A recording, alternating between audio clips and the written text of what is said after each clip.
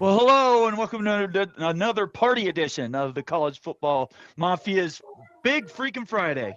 Appreciate everybody being here tonight. I am Nathan Bomber Brown. This guy right here is the Wild Ute, the guy wearing that Utah hat. And I'm glad you're wearing that Utah hat. It's good to always have us on opposite sides there, Ute. That's a good thing.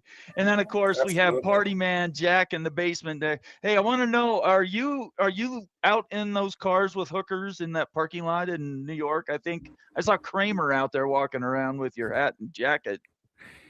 Yeah, no, this is from the amazing Technicolor Dream Hat. Dream coat. Oh, a dream It's a hat. dream hat. It's a dream Okay. hat. It's a Okay. new production. It's off Broadway, but I think we can make it Okay. work. All right. All right. Sounds good. Appreciate everybody being here with us tonight. It's boy, there is no off season. Before I get to anything else, guys, there is no off season. Literally every day. It used to be Friday news dumps, and it used to be Sunday news dumps, and maybe a Tuesday. Now it's literally every day we have news. Yeah, it's Every hey, single day we've got news. It's the governance news, the silo news, the Sorsby news, the big freaking Friday news, All right? Every right. news that you can imagine. It's absolutely insane. Like there's so much to cover tonight. I could not Let's go. agree. And so let's jump right into it. So thank you very much for everybody being here tonight. Make sure you follow all of us on Twitter. Subscribe right here on this YouTube channel, right down at underneath our picture. Hit that bell for subscription, and also to turn on your notifications. That's something I used to talk about and never mention anymore. And then consider becoming a member of the College Football Mafia family, and or buying a super sticker or leaving us a super comment. How do they do that, Moen? you can buy a super sticker, gift a membership, become a member, leave a super chat by clicking the little cash icon at the bottom of the chat window. I love it. I love it. Well, let's jump right in. There's no reason to. He who hesitates is lost. I'm going to start with this because this news literally broke for me, at least in the last 30 minutes. I'm just going to read it, and let me give credit for Doc Pardum. I don't even know who this guy is, but this is a true news report. I know that. There we go. Let me scroll back up here. David Payne Pardum said, and I'll follow David. Says Docs, Brendan Sorsby placed at least 40 bets involving Indiana football, not just one or two bets against his own team while it was at Indiana, 40. As he was quarterback for the Hoosiers, used sportsbook accounts and registered to a family member. That's cheating, obfuscating, trying to get away with stuff. That's not just him gambling. And friends, which is against the law across state and straight lines. That's I don't know what's that called when there's a charge across lines, Moen. That's wire fraud. Thank you very much. Now you have wire fraud, and it's against the law because he was 19, 20, even 18 years old doing it. And friends to wager approximately $90,000. That's no small amount, guys. Over 4 years, and continued to gamble and transferring from Cincinnati to Texas Tech in December. So I guess that's what you just mentioned just 2 minutes ago there. Unit says, and oh no, let's see, continued to gamble after transferring from Cincinnati to Texas Tech in December. So I will circle back to my own feelings on this. I think most people know where I come down. Ute, I want your opinions on all this and kind of where you see this going. You know, it's next week that we're supposed to find out what happens with him.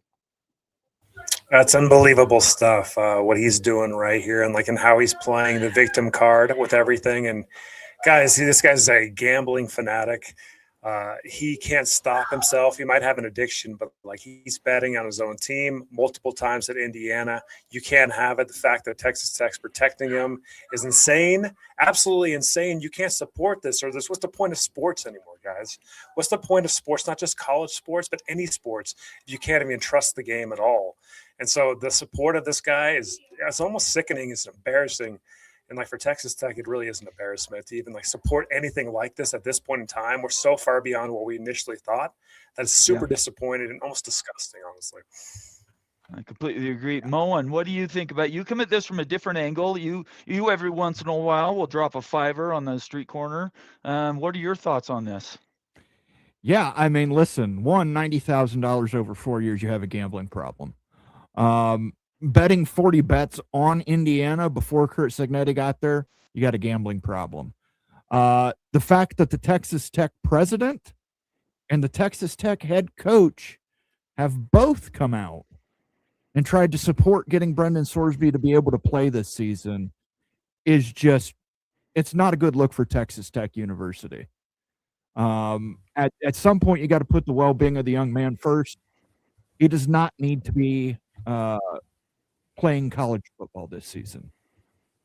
It's not acceptable either, guys. It's not acceptable for Texas Tech to take this position. Like, this is so egregious and so bad. Like, it just blows everything up. Like, what the heck is sports if you can't even trust it and you can bet, like, on your own team and your own games and stuff? How can you even justify supporting this at all? This has not been talked about as much. Texas Tech is a huge villain in this. Super disappointed, and, like, it's ruining the reputation, guys. Like, there's just nothing good coming from this. They're going to eat crow after he gets banned from the game forever, for the college football game. But, man, it sucks. It stinks, honestly. I'm so embarrassed to be in the same conference as Texas Tech with this garbage going on, with them supporting this kind of crap. Like, we got to call out for what it is. That's a freaking joke with all of sports, not just college football, to be supporting this guy, trying to get him on the field and stuff because you wanted to pay him and you wanted to win a championship this year. It's so much bigger than 2026 Texas Tech. Get off your little high horse and freaking look in the mirror and see what you're actually supporting. Sorsby's one thing, but Texas Tech support's disgusting to me. Super disgusting.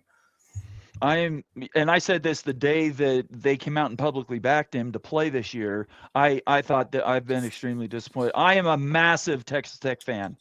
I like Cody Campbell. I have supported a lot of the stuff that they've tried to do. I'm not sure. We'll probably get to it at some point. Texas threw out a challenge, and Texas Tech picked up that gauntlet and said, let's go play. We'll call your bluff there, Sarkisian at the University of Texas, to play the first game of the year this year. I support all that, but I am extremely disappointed in the president, the chancellors, and the university, not for supporting this kid in recovery. I am not disappointed in that. And I don't think you guys are disappointed in that either. I'm very disappointed they are enabling him to do nothing more than to go on and continue to possibly keep gambling, while at the same time putting him in the middle of the crucible, which I just don't see how those two things, that I don't know how you square that circle. Like supporting a kid. Like how often does a program support a kid when they just want to cut bait with them?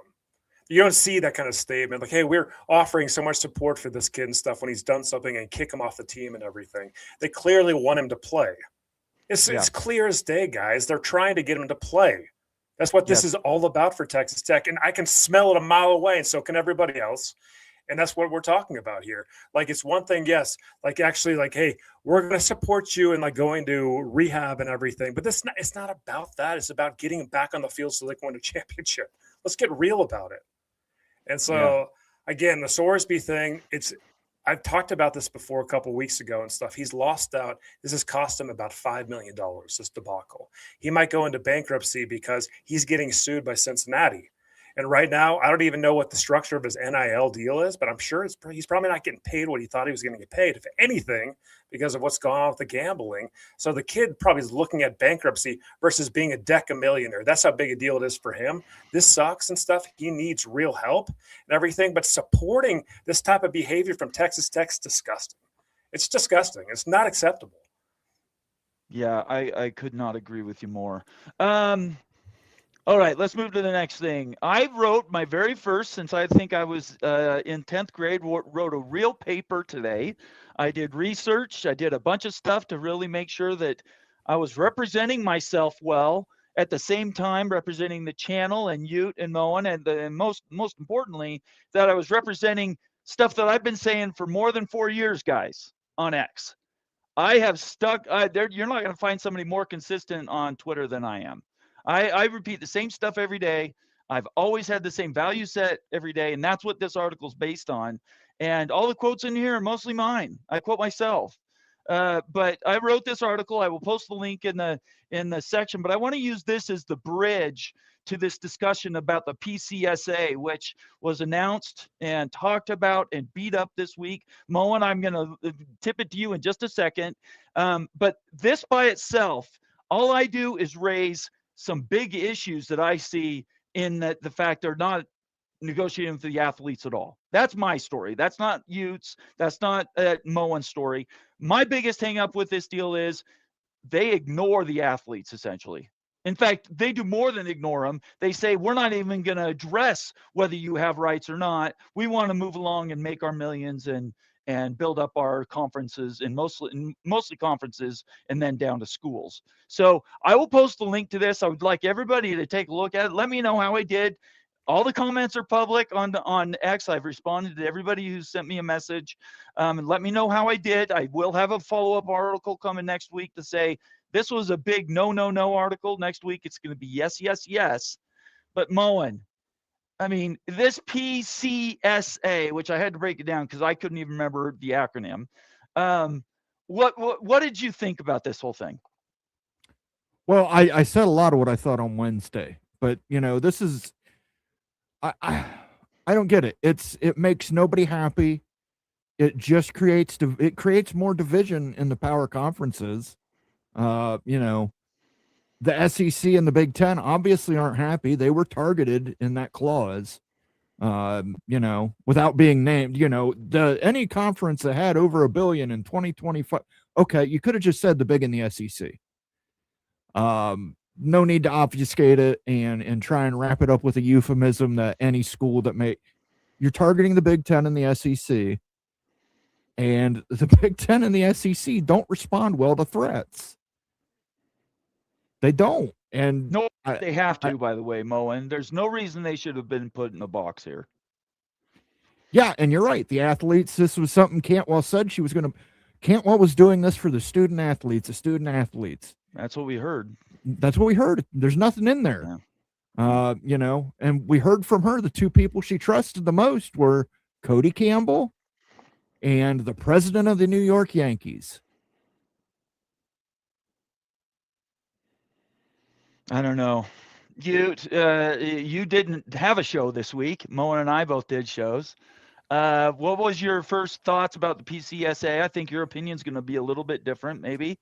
But we definitely have to look at what's a proposal and what can be passed. Two different things. Right. I didn't think there was any way that this could be successful. But I do like the fact that everybody outside the power two is not just bending over and taking it.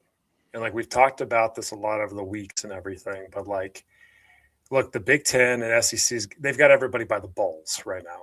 That's true. And they've had, not just this year, but for the last several years. And this is why you gave them so much playoff governance a couple of years ago based on these loose threats of pulling away and everything. And you capitulated on that and see where it ended up and stuff. And now you've given away the college football playoff. You can't give any more ground up and everything. So you got to do whatever it takes, including throwing Hail Marys out there.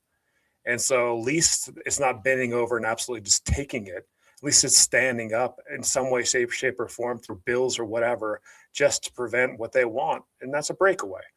And so I applaud the efforts rather than just taking it, because that's exactly where it was going to go anyway. The breakaway is going to happen. They want to do it. It's eventually going to happen. How much pain is it going to cost, though? That's the question.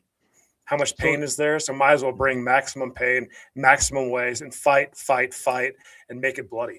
That's what I think. What is the unintended consequences of the threats and the structure of this bill? They could be forcing the SEC and the Big Ten into other worldly means of going out and playing on their own. Yeah, and that's what they want. I don't know about that. I don't know about that. I mean, what actually, Mon, you've even said this before, but the Big Ten and the SEC ideally would want to break away football and keep everything else in the NCAA. Right, that's the perfect world scenario for the Big Ten. I get it. Originally, but after this bill, I don't know that they want to do that. I honestly think that they would probably want their own governance, and the NCAA basketball tournament can churn on without them, and they'll do their own basketball tournament with the SEC. So I think you don't corner a wounded animal. And I think that's exactly what this has done. This has basically painted the Big Ten and the SEC into a corner. If that clause remains in the bill, it's a no-go. It removes the autonomy and the sovereignty of the Big Ten. It removes the autonomy and the sovereignty of the SEC. It basically says you can't expand anymore. If you try and pick somebody up, you lose your antitrust and you can be sued under the act. Why would they agree to that? They wouldn't. And what about the other school? And here's the other thing too, and I want to talk about this because I don't think this gets brought up enough. What about the other schools? What about Clemson and Florida State, who've spent millions of dollars on a lawsuit to potentially buy their way out of the ACC, and now you're going to tell them you can't go anywhere but you can go to the Big 12. You can't go to the SEC or the Big 10, but you can go to the Big 12. You can go to a G conference. You can go independent, but you can't go to Big 10 or SEC. And think of every candidate on the Big 10 and SEC's list. They've all been told that. North Carolina's been told they don't have the right to a free association. Virginia, Duke, Georgia Tech, Miami, Florida State, Clemson, Utah, Kansas, Stanford, Cal, Colorado, Arizona State. You guys do not have the right to free association. So it's not just attacking the big in the SEC. It's attacking the people that maybe want to better themselves and get into the Big 10 or SEC conference for athletic revenue reasons, research revenue reasons. Why are we targeting those guys as well? I mean, it's not fair to Clemson and Florida State to put all that money into a lawsuit because they desperately wanted out of the ACC. This bill basically says you have to stay in the ACC. I don't think Big 12 is an option for them. I don't think they would leave the ACC for the Big 12. No. Agreed. Yeah. Best of the rest. Where does What it was stand the- with that, Mullen? Sorry. Yeah. I apologize. Go ahead. That's a good question. Again, best of the rest. They're Is that not a covered. possibility? It's a possibility. It's not covered in there because the bill only targets the Big 10 and the SEC. No, I'm sorry. Let me ask it again. Sure. Does the bill prohibit the forming of a best of the rest conference? Because right now, I don't the way believe it's written, so. schools can't go from the Big 12 and the ACC. I think if they create something different, wouldn't that be a back way into making that work? And here's a point I made, and I'll make it again. We talked about it a little bit before the show. It doesn't stop the ACC or the Big 12 from poaching each other. It doesn't. No, I don't think. If the anybody said that. if the ACC says, okay, we've got Stanford and Cal, and we want more West Coast schools, they could approach Colorado, they could approach Utah, they could approach Arizona and Arizona State, and poach them from the Big 12. Likewise, the Big 12 could go to Louisville and offer Louisville a ton of money and poach Louisville from the ACC. Yeah. So it doesn't stop those two conferences from poaching. It only stops the Big 10 and the SEC. It's targeted, and the saying is true. You catch more flies with honey than you do vinegar. I think this bill only listen, I think the SEC was probably going to break away anyway. They were probably going to do that anyway. I think they've had their mind made up on that. But I think this bill accelerates it. And let's talk about that a little bit, because that is the one they came out. They had SEC media, or whatever they call it, spring meetings or whatever it is, just got done in Destin. Is it Florida or Texas? Anyway, they finished those meetings and they came out, and I could spend all night with quote after quote from Greg Sankey, the Big Ten coaches, SEC coaches, players, all these. That I don't really want to drill down on the SEC. They already have everything. I don't need to give them my show too. But the point I'm trying to make with them is they got a bunch of national pushback this week, actually, that they think that nationally nobody sees there's any way the SEC could try to. They want to. I think that's agreed, but I don't think there's enough money in the system, and there's not enough competition, and they don't control every viewing dollar across the country. So I don't think that is a practical thing. I'm not saying they don't want it. For that matter, I'm not saying the Big Ten doesn't want it. But in my opinion, I still don't think there's enough juice in the sauce to justify any breakaways. That's how I'm seeing it. What do you think? There's there's juice there if it's a double breakaway between Big Ten, SEC, and if Notre Dame's included. If it's just the SEC, it makes no sense, and you're destroying yourself in the short term, medium term, and certainly in the long term. Like it would be one of the worst case study business decisions in the history of sports. If it's just the SEC trying to break away, but if it's a in cahoots or out of cahoots, wink, wink, nod, nod with Big Ten, and they both do it, a double breakaway, and they have a scheduling agreement at Notre Dame, that's a different story completely. And that's really what happened, guys. That's really what would happen. The SEC wouldn't just live in their own little universe of 16 teams because they're a regional conference. And guess how much a guy out here in Utah, Nate and I wouldn't even watch it. Who gives a crap? We don't care about the SEC. We're not going to watch that anymore. That's easy to shut off completely if it's not even in our region. That's so easy to turn off. I'll never watch an SEC game again. No problem. And like, there's a lot of people like that. A lot of people like that. Go ahead, Mo. Go ahead, Mo. Okay. We'll get to your super chats here momentarily, guys. I know we got a lot of them piling up, but everybody just relax. Remain calm. Got to get through some stuff. I just want to say this. The fear is, though, you're right. The SEC doesn't have the viewership, but now you've backed them in a corner. If they're going away, they're not going away empty-handed. They're going to take ACC schools. They're going to take Florida State. They're going to take Clemson. They're going to take North Carolina. They're going to take Virginia Tech. And the same thing's true of the Big Ten. The Big Ten has a Western wing now. They consider themselves a national conference. They're going to pick up more teams out west. They're going to pick up teams on the East Coast and the Southeast. They're going to pick up more teams in the Plain States, probably. There is a danger here, and I don't think personally, I don't think the Big Ten wants to go break away. I think that's the last thing they want to do, but I think if the SEC does it, I don't think they have a choice. Why? Well, you've got a choice. Yeah, of course they have a again, choice. I don't think right, why, but again, we're getting into because we're but getting. There's no reason to go down and play with them when you can play with the rest of the world. Okay, but are you going to agree to the governance that the Big Ten wants? Got Big Ten governance, yes. I think that's what I mean. I think it's going to go. I think they're both going to have their own governances. I do believe that. I think that will happen. And they're going to want whoever they're playing against to follow those same governances. I agree with you 100%, and I think they will. And I think that's probably why you won't see, at least for the first few years, the Big Ten playing the SEC. I don't think they trust each other's governance, enforcement, anything like that. But, the idea of the SEC playing 12 conference games and just playing SEC teams, that's not going to happen either. They're going to play ULM Monroe and Florida Atlantic and all these smaller in-state schools because they know those schools aren't spending huge dollars on NIL. They're not spending huge money on anything. So, but, the thing is the Big 12 and the ACC. The ACC, I'm sorry, the ACC is going to be targeted, and they're going to lose teams to the Big Ten and the SEC. So, and if that happens, they'll lose them to the Big 12 as well. Yes, yeah. If they lose enough, they would lose them to the Big 12 as well. Agreed. I agree. Yep. So, but is the Big 12 going to want to play by the same governance standards the Big 10 plays by? Yes, I promise you, they will have to. Yep. Yeah. And I will signed a advocate for it participation every day. agreement. Man, send me the bill.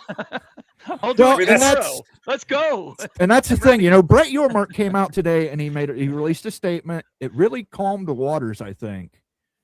But he is getting no favors done to him by boosters from other schools coming out and shooting their mouths off.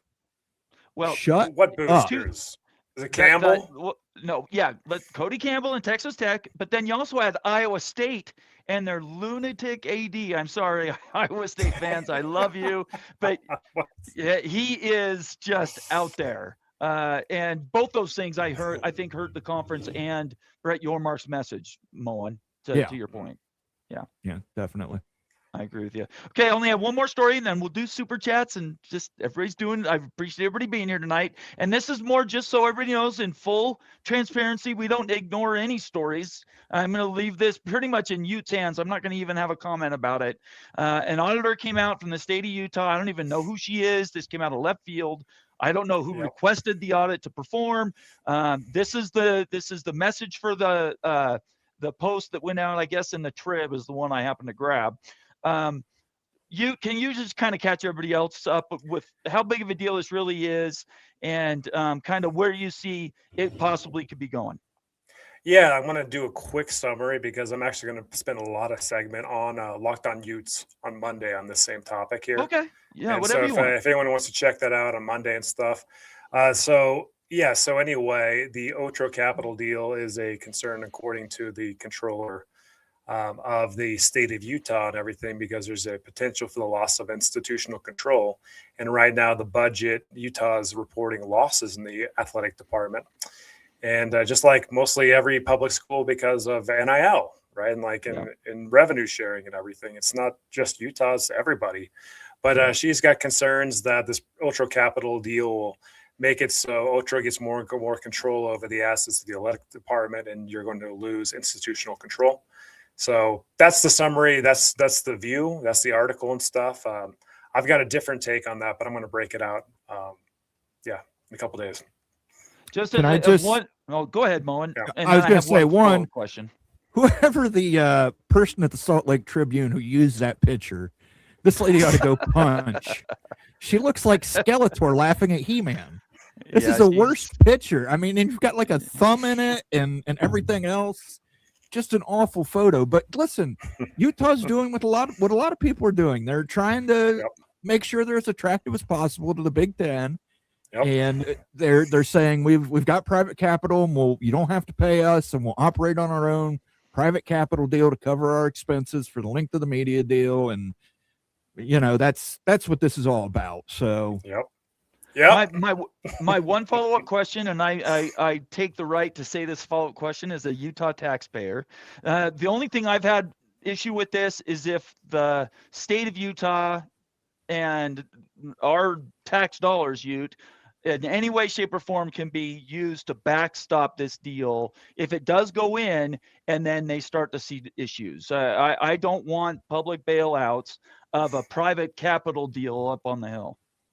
Yeah, that's not going to happen. You don't have to worry about it. I get there's a lot of people that aren't in the financial industry that like to opine on this type of stuff, and it's just not structured like that. It would never run into that circumstance, and basically it's just a leverage ploy. Honestly, I'm not even sure the future ever really use it, to be honest with you. All I've ever done is ask the question. I've never once said whether it would or wouldn't. I've always left. Yeah, there's a lot of takes though that just make the assumption and everything that just like are spewing just insane stuff, and so there's just a lot of really bad takes on that. So that's my view of it. Okay, I appreciate that. Thank you very much, and we'll look forward to that. Everybody will. Locked On Utes this next week. Tune in because that's where you're going to get the data that you won't share with us tonight. Yeah, he's being a little. I mean, like Moan summarized a lot of the take and everything. That's the purpose teasing of you. I'm about, just, so. I love you lots. I'm just teasing.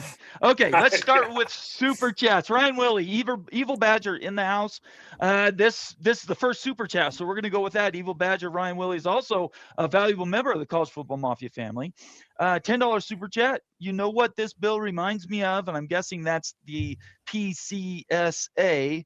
When I was a kid and my brother had more ice cream than me, I'd say no fair. He has more than me. I don't like communism. Now, I wouldn't call it communism. I think it's socialism. Shades of it, at least. Moen, I'm going to let you answer that, or you can answer it too. But go ahead, Moen. Yeah, go ahead, Moen. Yeah. It's communism. This is Comrade Cody. I've covered it several times before. Listen, Comrade Cody came out this week and said, I'll buy out the first 2 games for Texas and Texas Tech so they can play each other. He's so generous. Why doesn't he help support the rest of the teams in the Big 12? That'd be great. I'll take that check. Why does he try to put that burden on other conferences? I mean, what? Listen, I put $35 worth of gas in a Chevy Cruz this week. In a Chevy Cruz, and I got half a tank out of it. Why doesn't Cody start throwing some cash at everybody who's getting charged out the ass on gas? I mean, you ask good questions. Cody Campbell loves to spend other people's money, but God, you ask him to spend some of his money on someone else. Oh, no way. No, sir. Okay. And if you missed it, This is just a little of what went on Wednesday night. The Greg Pflugar and the Moen rant basically went on for how long did you guys end up going? We did Moen? about 90 minutes, a little over 90 Okay. minutes. All right. That was a long time. That's all I know. It was an elite live show. It It was very, was. very good. It was very watchable. Peek around the corner. Greg Pflugar, friend of the show, mentor to us. We appreciate you being here tonight, Greg. Thank you. Greg the Gold is so hot, he makes the best pork ribs barbecue by just using his hands. I'm not sure I'd want those pork ribs, Greg. Wait, maybe need to use different words. That's pretty funny. Did you just grab the live? We should start calling Greg just Goldie. You know, it can make so many. This makes so much sense. Goldie the Gopher, Goldie baby, Sure, Goldie. Sure, Like, hey, sure, Greg's shows have been on fire this week. Moen, your show with Greg was really, really excellent and everything. And I love the communities that we're in to hear like the Big Ten perspective, to hear the Big 12 perspective. We've got a lot of folks in those communities, and like it's been a little bit of a tussle like lately and everything. But like it's awesome to have the dialogue and have people to talk with and stuff, real conversations, because it's different perspectives, and I completely did. If I was in a team in the Big Ten, I would have a very different perspective than a team in the Big 12 and stuff, because in the Big 12 side, it's kind of like you feel like survival. In the Big Ten, you're like, hey, these guys are trying to keep us from thriving, right? Like it's different perspectives, but it's really good dialogue, and it's really healthy dialogue too. So thank you, Greg, for the super chat. Thank you for the conversation too. Completely agree everything you said. Bulldog Mississippi gave 5 new college football mafia membership shows. Go for membership benefits shows. We do member videos, all kinds of fun stuff for new members. And thank you so much, Bulldog Mississippi, for having our back and giving 5 new memberships. Moen, how'd that work out? Big support from Bulldog Mississippi. Thank you, sir. Hail State. You gifted memberships to Colin something, T-Mac, Darth Ducky, Carson 369, and Browns and Bears. If you guys are in the chat, make sure you thank the man, Bulldog Mississippi, Hail State. We will play Sounders at the end. Big support, big support, big support. Thank you, Bulldog Mississippi. We got a new members-only video dropping tomorrow. Moen Confidential, talking about Notre Dame, one of his favorite subjects. It certainly is. That's going to get real interesting. Becky Go Huskies, also a contributor around here, somebody we very much appreciate being part of the ecosystem at College Football Mafia Land. Also a valuable member as well, $5 super chat. Only news that matters, no Big Ten expansion without Ferris State and the banning of Pittsburgh-style pizza. Let's go. Well, good news. I think Penn State would agree with you on the Pittsburgh-style pizza. I know they don't like Pittsburgh-style pizza over at Penn State. Ferris State, I'm going to have to decline, but if we can get the band Save Ferris to get back together, we could have them play the opening game of the season. Okay. Ryan Willie, again, another $5 super chat. Thank you so much, Ryan. Breaking news. The Evil Badger is going to be fitted for a new chair. Congratulations, Ryan. Very, very exciting Nice news. job. Get them rocket flames on there, Ryan. Yeah, I do want a trim package on that thing. There's no doubt. Let's go. Yeah, for sure. Ricky Tungate, the Indiana Hoosier. Who are they, Ute? The national champion. The national champ. You guys want to see champion. You guys want to see the swimsuit and the swimsuit picture? No, I don't. No. I don't. Yeah, Maybe Ricky loves this. Ricky may love it. I don't particularly. Hey, you ask and you shall receive. That's what I say. Okay. All right. So go for it. Anyways, just wanted to say hi, Moen. Enjoy your cold jokes about Greg. Those are always fun. And Ricky, I really appreciate you being here tonight, man. It's been a couple weeks since I've seen you. I'm glad you're here.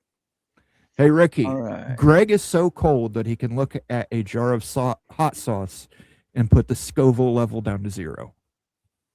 Ooh. I don't know what that means. Ooh. Is that English? What does that even mean? Ooh. Scoville heat is how you determine how hot a hot sauce is. It goes up to like 24,000 for the hottest of the hot sauce. So He's so cold he sets it to 0. Okay. Okay. All right. Okay. Thank you so much, Ricky. Appreciate you. And Ute is just going to continue. This is brutal. Stop. Go away. All right. MBM, the Oklahoma State Cowboy in the house. We appreciate seeing you, MBM. Thank you so much for being here. Valuable member, long-standing member, OG member of the College Football Mafia family. $5 super chat tonight saying best of the rest lies out west. Just get here and we'll do the rest. That's the Lizard King. I'm not sure who that is. Who's the Lizard?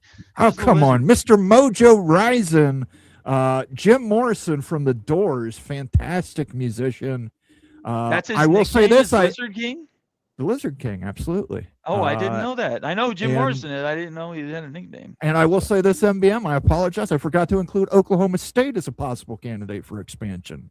If the SEC decides they want to go further out west, Okie State is right at the top of that list. So, again, free association of Oklahoma State. I love it. Let's go. Becky Go Huskies with another comment. She doesn't want to be ignored. I think we aren't moving quick enough for Becky tonight. $2 super chat. I will not be calm. Accept my super chat. Okay. Sorry about that.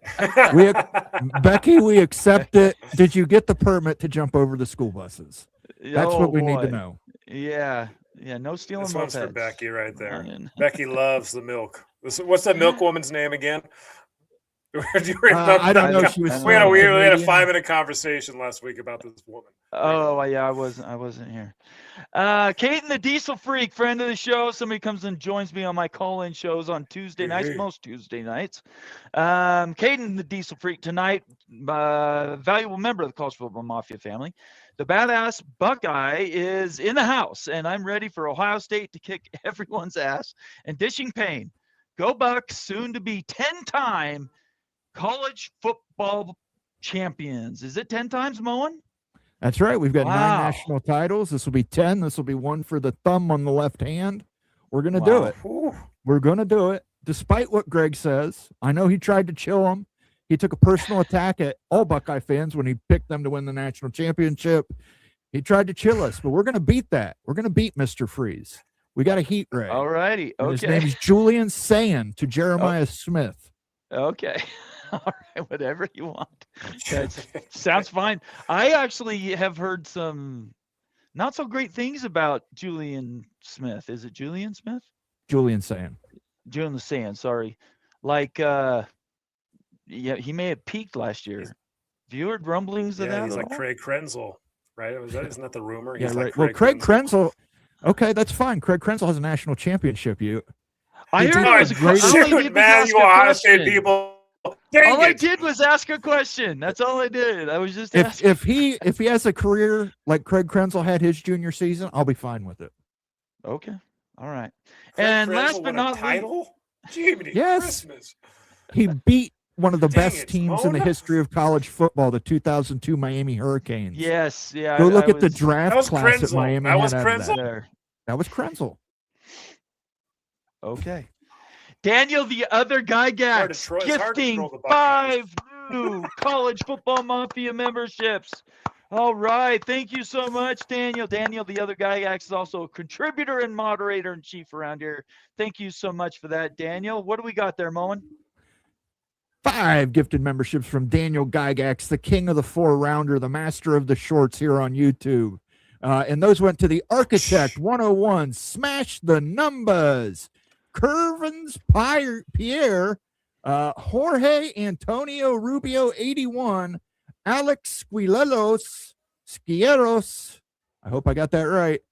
Thank Daniel Gygax in the chat. Yes, the West Virginia Mountaineer, the Boone County Bear. Big support from Daniel Gygax. Thank you. New members video drops tomorrow. Check it out.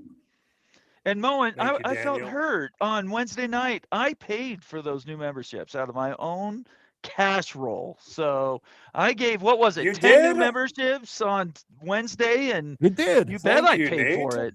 Yes, absolutely. It was fun. It was a live show, man. You got to feed that beast. Absolutely. Hey, something cool here. I was chatting like in the comment section, like on a video this week with the Architect, and I heard some cool, like in our community and stuff. He used to be a defensive end for Colorado State, guys. Like back in the '90s, and guess what? He has a wide receiver coach at the time. He was a defensive end, but Urban Meyer was a wide receiver coach at CSU. He did coach at CSU before he went east and came back west. Yeah. That's an awesome experience. I'm not sure that was his first school. I think he subbed somewhere else, but yeah, he went CSU, and then where did he go in the Midwest? Was it NIU? Before he went to Utah, where did he come from? He went to Bowling Green State.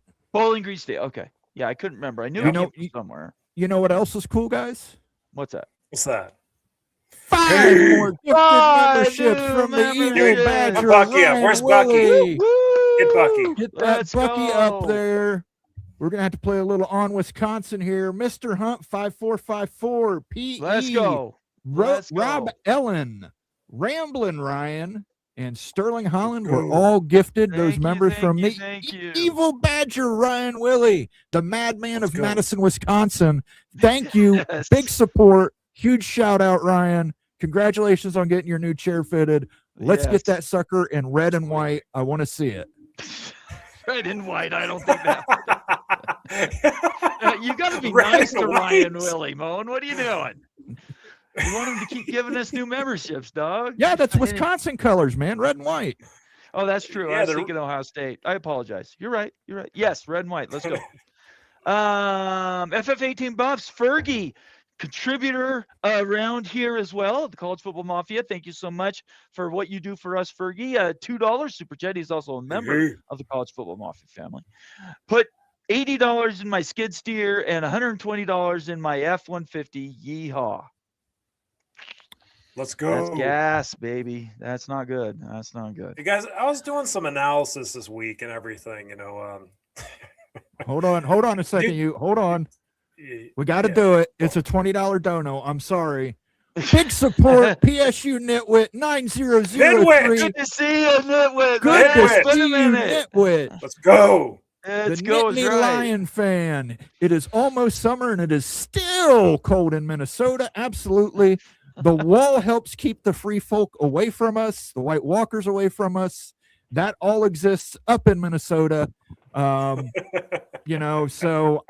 thank you to the people on the wall in Minnesota that continue to block the White Walkers and the free folk, the wildlings from coming down here. Your service is appreciated. Thank you, PSU Nitwit. Yeah, thank you. It's good to see you. Now I got to do Nitwit. Nitwit he's always given good stuff on Twitter as well, and I think he needs a shout out there. I just had one more super chat, and then you can do whatever you want to do. Notre Dame, $5 from Caden, $5 super chat. Notre Dame is complaining and whining about everything again. Isn't surprising, Moen, and honestly, it's hilarious. They're selling their souls for money. So. And we do have to get check out the Sounders members only video tomorrow. Yeah, we need to hit Sounders real quick. You okay with that? Yeah, I mean, let's go 2 minutes of Sounders, man. I can't. All right. I can handle that. I need 2 minutes, baby. Let me go through here, and if the soundboard works this week.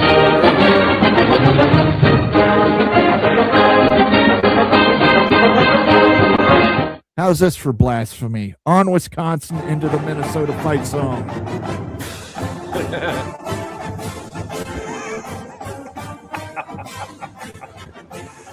Hey, look at Goldie, man. Look at Goldie's moving. Dang. Mona, I've never seen you put this one up before. Look how they move. Let's do this. And then we've got Mississippi State, Bulldog, Hail State, more cowbell. I got a fever. Yes. And the only prescription is more cowbell. Let's go. And we got Becky Go Huskies in the house. Let's hear a little air raid siren. And a little tequila at some point. You got to get that done.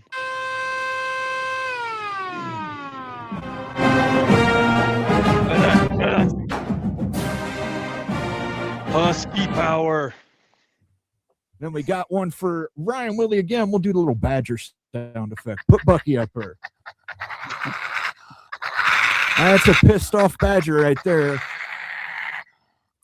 And Ricky Tungate's in the house. Mr. Hoosier, still on that high from the national championship win. Here you go, Ricky.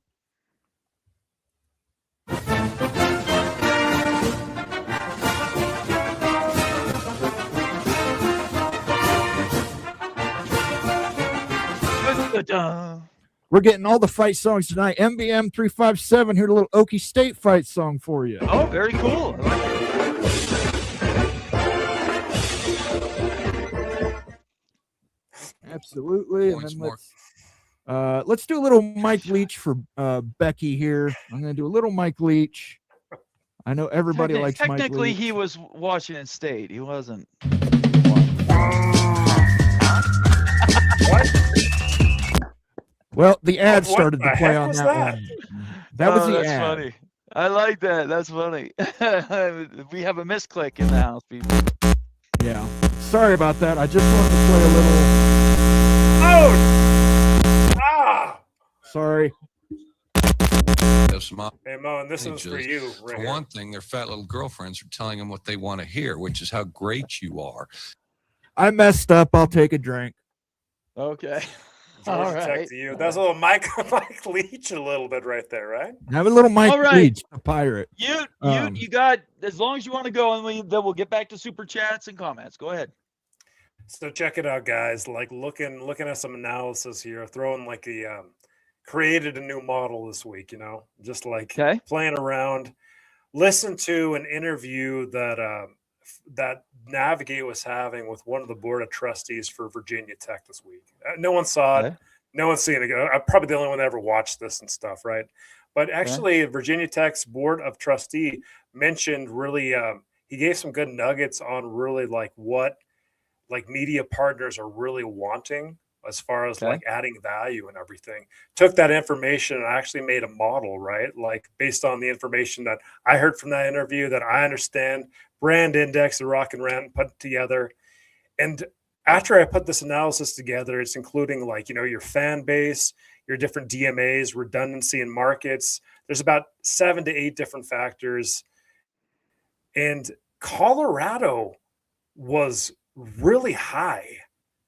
And like, Huh. and I know that Fergie's always saying like Colorado's getting ignored a little bit in realignment conversations. But I mean, right now they still have the Dion effect and stuff. It's lifting their brand index really high. But they've got a lot of baseline strength in other areas like population, affluence, demographics, and everything that would be very attractive to a media partner, even post prime. And so I thought that was kind of fascinating because Colorado doesn't really get a lot of play or discussion, No. but they're actually a sneaky good target, possibly. Do you have something you can show everybody, or are you still working on that a little bit? I mean, I've got something like it's not pretty necessarily.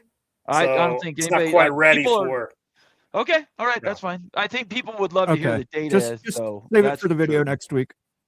Okay. I'll save it. There we go. Okay. There we I'll go. save it There for we go. video. All right.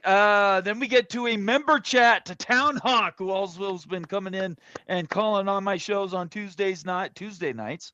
To Town Hawk, the Kansas Jayhawk in the house, member for 8 Hey. months. Mo and ring the bell. Absolutely. Get I the love soundboard I to work. love the old school Big 8 lineup there on the profile picture. Let's give him a little Oh, Jayhawk squawk. I like it. I like it. KU won their regional opener hosting. Watch out. Is that baseball? I'm guessing. Yeah, it probably is baseball. He had the tournament started Yeah, and everything. So Oh, KU, good. that's Congratulations to Town Hawk. Very cool. I'm not tracking college baseball baseball. Let's Like- go.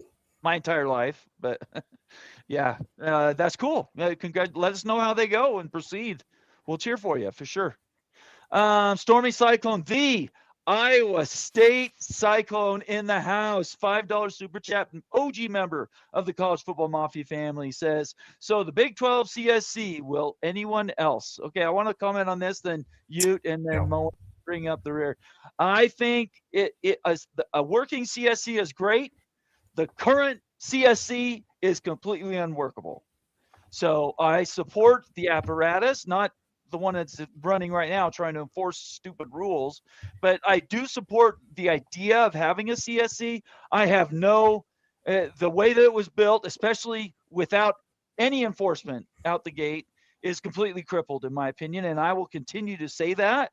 And I also want to say one other thing, that I'm getting questioned about who I support and who I back up. since we started doing this 4 years ago, and I have been right as rain all along. I have always said that I want what's best for BYU. I've always wanted what's best for the Big 12, and I think broken laws and stupid things like the CSC are sucking oxygen out of the room, and we all deserve something better. And that's where I get frustrated. I am not going to be a cheerleader for a Big 12, a Brett Yormark, or anybody else for that matter, if they're supporting something that will never be law. It will never be enforced. Let's start putting some real teeth into the stuff that we're doing. And this other stuff is garbage. And if you want to be mad at me for that and I guess unfollow me or whatever, that's fine. But I have never been somebody that is just a bandwagoner. That's never been my modus operandi. And if you can't handle that, I leave that up to those that simply won't. I'm open for conversations is what I want to say. Okay, you. What do you dislike about the CSC? It never was going to be enforced. The day it was announced, I said so. But why? It would never be enforced. I'm just like kind of taking this conversation farther. Why do you think? Sure. So the first reason was the first thing that jumped out at me was they didn't negotiate with the small schools. It was only the A4 schools that actually were at the negotiating table. Everybody else had to take the trickle down bill. They have been receiving actually, and that money was mostly coming out of basketball revenue. That these small schools desperately need this money, and the A4 they need to pay their back taxes. The easiest way to do that is to rip off and disenfranchise the small schools. So that was the original argument. Haven't talked about that in a long time. The second part of it was, we come to find out later, they couldn't get anybody to agree on an enforcement mechanism. Nope, no enforcement mechanism was negotiated into the deal from the very beginning. They all said, we'll get to it later. And now where we are, everybody's bitching and moaning that we signed up for these rules, but nobody wants to enforce anything. And that's because they couldn't get them to agree with it originally. So how was it ever going to be something that was going to work later? And the last thing is, I think it does massive disservice for the athletes if the athletes aren't part of the negotiation. They should be part of it. And I firmly believe they need a CBA, they need representation. And, yeah, that's basically it. Those are the three primary reasons. Yeah, CBA makes sense and everything. Thank you for the super chat, Stormy Cyclone there. The CSC, to me, I guess I see it in a different way than you.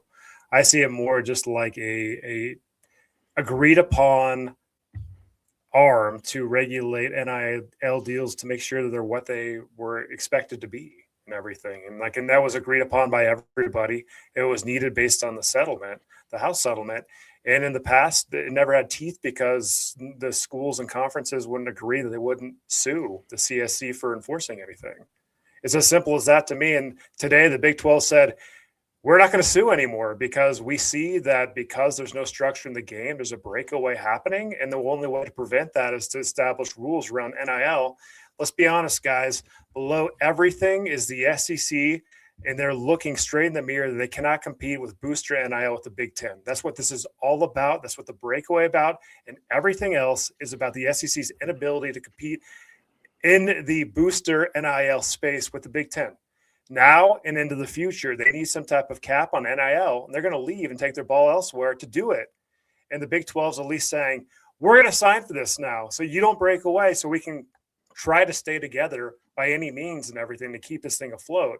So I applaud it. I wanted to see it happen. There should be caps and stuff instead of just insane booster outside of control, out of control money flowing everywhere. It's completely ungoverned, unregulated insanity to me. There's no sport that is like this on planet Earth.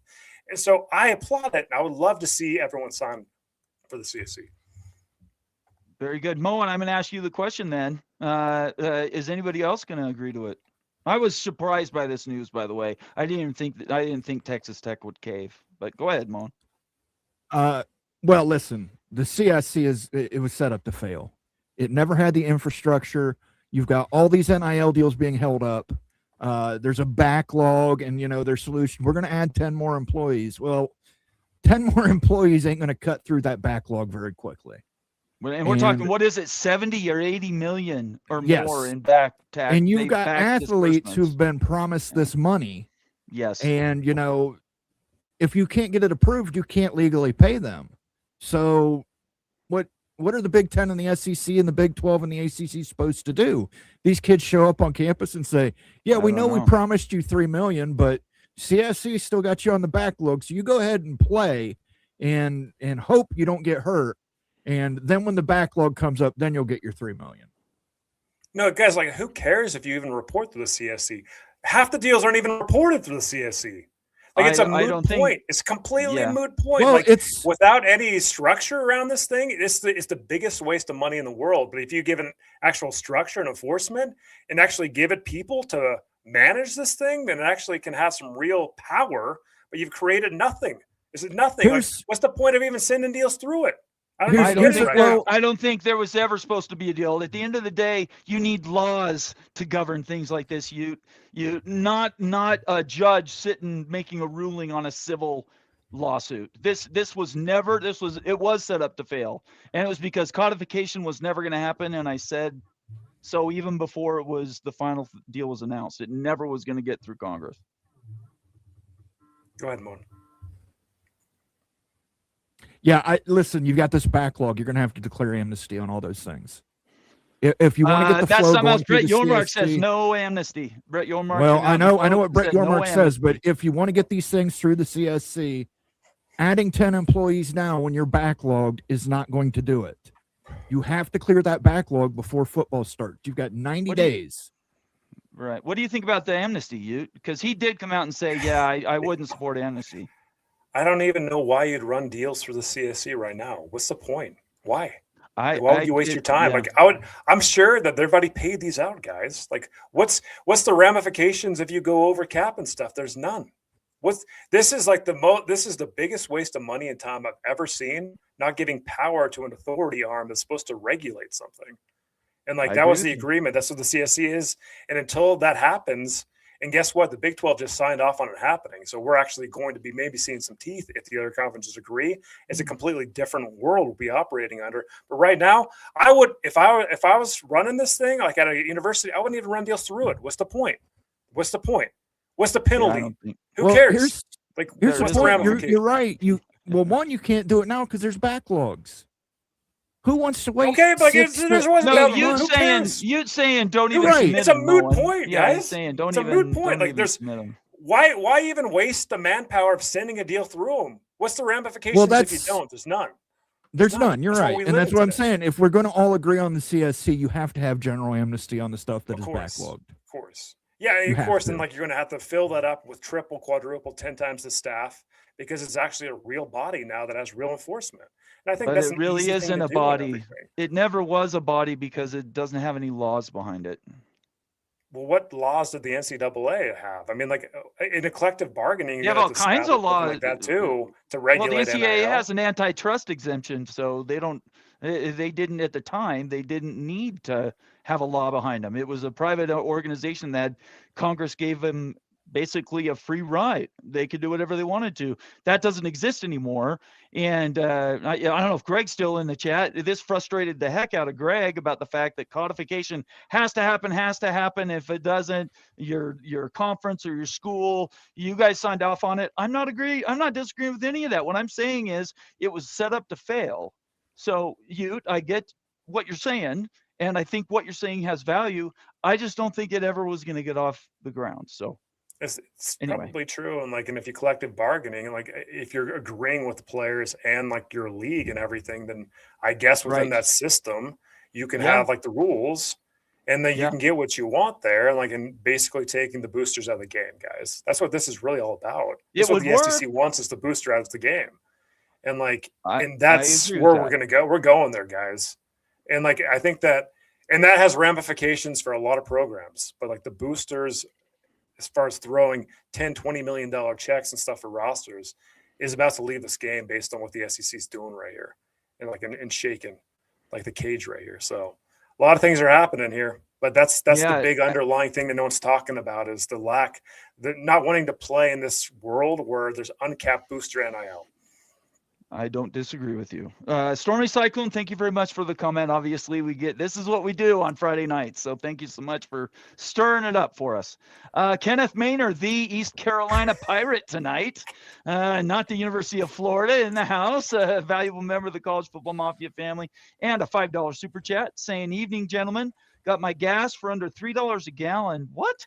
To give more super chats. Shout out to East Carolina Let's baseball go. for taking down Tennessee 7-3. Congratulations, Kenneth. And in the Nice. regionals today, that's really cool. Go Pirates. That's awesome. You want to Let's give go. Stormy and did you already do Stormy Cyclone sounder? Mom, No, or you I've gonna got do that? we actually stopped before I got to everybody else's. Oh, then go. sounders Why don't you last do time, that, and then I'll so- go Ryan Willie again. Go ahead. Okay, we're doing Caden the Diesel Freak was where I stopped at, and he wants some Ohio State Sounders, and we're gonna give Let's him. go. Let's go. party, Columbus. Something. Let's go. party, Columbus. And then we got Daniel Gygax Brutus. with the gifted memberships. Here we go. Put that West Virginia guy up there. Here we go. There we go. Thank you, Daniel. West Virginia. And then we got Fergie here. Let's do a little Colorado fight song for Very the cool. Buffaloes. That's cool. Dun, dun, dun, dun, dun. And then we've love got Ryan Willie again, and let's give him his evil badger laugh. I love that too. And then we got Caden the Diesel Freak again. We're gonna Let's get go. ready to rumble here. He's calling everybody out. Let's get ready to rumble. We got PSU Nitwit. Let's do a little We Are Penn State. Although I don't like it. I don't care for it. You don't care for it. And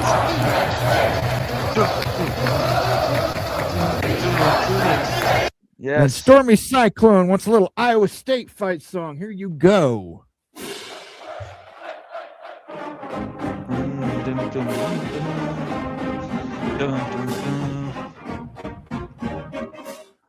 And then Kenneth Maynard's got his ECU profile pick on tonight, so he is a pirate. Yes, he is a pirate tonight. Do what you want because a pirate is free. You are a pirate. And then we And got, one of you, go ahead. I'm sorry. and so we got Ryan Willie again in the chat. Yeah. I'll just get through the sounders before we get to the super chats here. No, I was Ryan, actually going to say do that. Yeah, Yeah. that's funny. Ryan Willie. Let's do a little special for Ryan Willie. Okay. Let's do this one for you. Oh, it's quite pleasant, actually. It's like a gentle tug. Okay, slightly less gentle now. Oh! My udders are on fire! That's brutal. Absolutely. Kenneth Absolutely Maynard, brutal. or Kenneth Maynard. Caden the Diesel Freak again. I don't know. Are you from Ohio, Caden? Because this is what I think of Cleveland.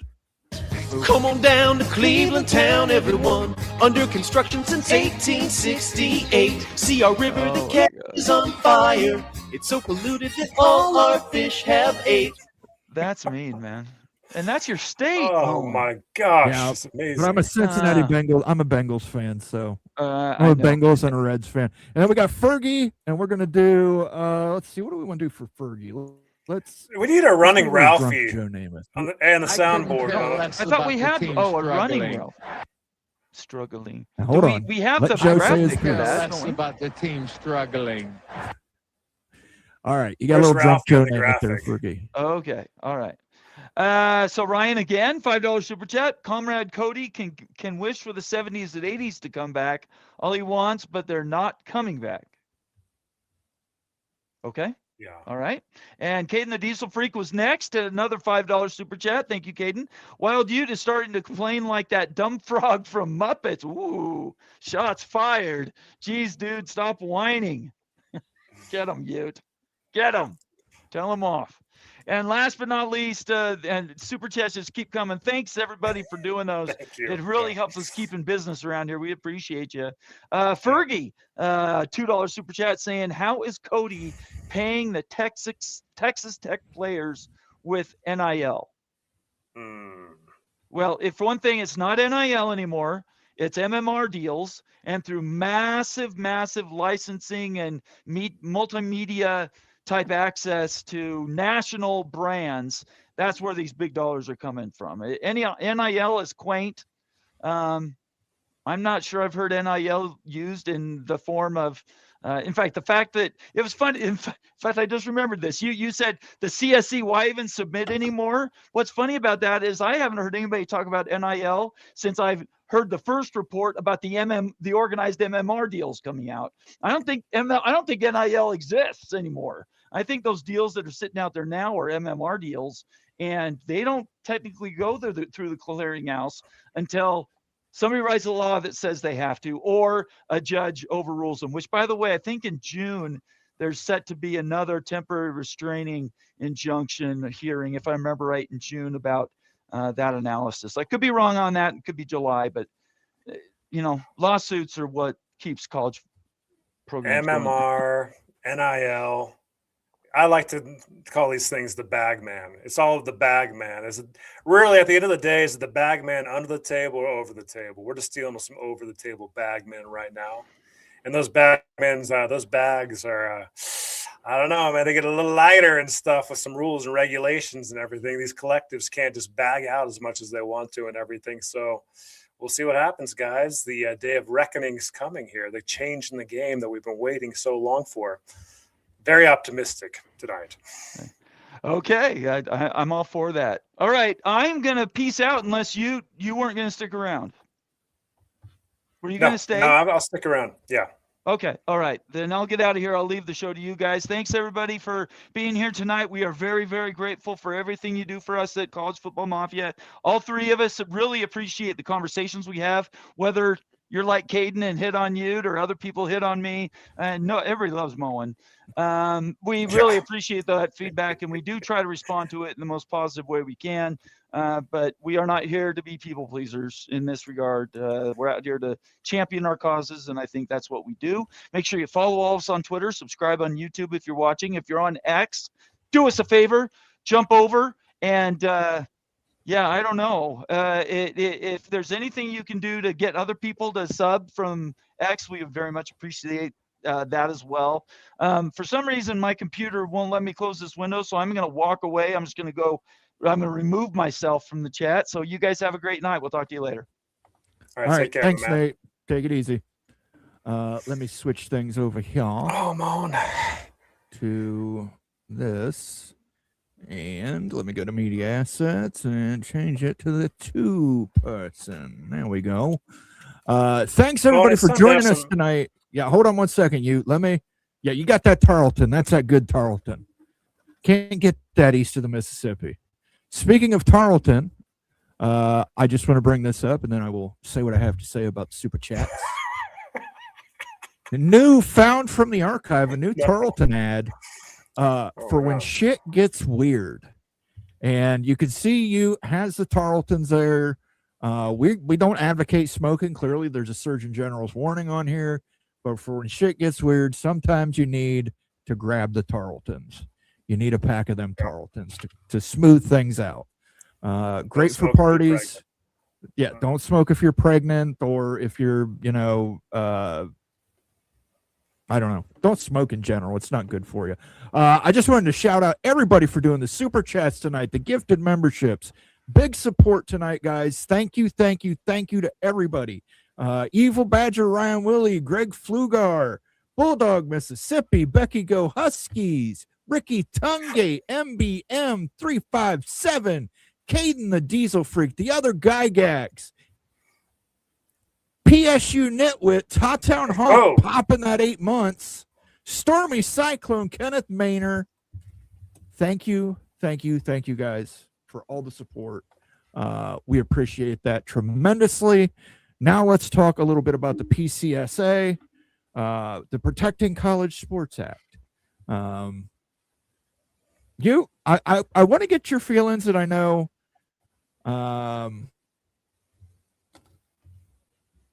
okay, so the Big Ten. Let's just have a real talk here, okay? We're real you can talk. Ask me anything you want. Let's get down to the heart of really why you want to break away and stuff. Okay, let's get down to the real stuff here. Well, again, I don't think the Big Ten wants to break away. What? I don't want to break away. I don't think the Big Ten wants to break away. I really why don't all think the Big this Ten wants to, kerfuffle? because the SEC is going to. Well, if the SEC breaks away and the Big Ten doesn't, that really super screws the SEC. Like, what It are they does gonna to do? Sure, but I want to Right? I want to put this up there that you're a Utah fan. You represent the University of Utah. I would imagine first and foremost you want what's best for your university. Yeah. Do you think it's fair that there's a clause in there that essentially prevents Utah, if the Big Ten came calling, let's say this bill passed and the Big Ten came calling tomorrow, Utah couldn't go. You'd be locked in the Big 12. How does that make you feel as one of these candidates? Because, I mean, you're a candidate. I know Nate's gone, so we don't have to hear him disagree with it, but Utah is a candidate for the Big Ten. What are your thoughts?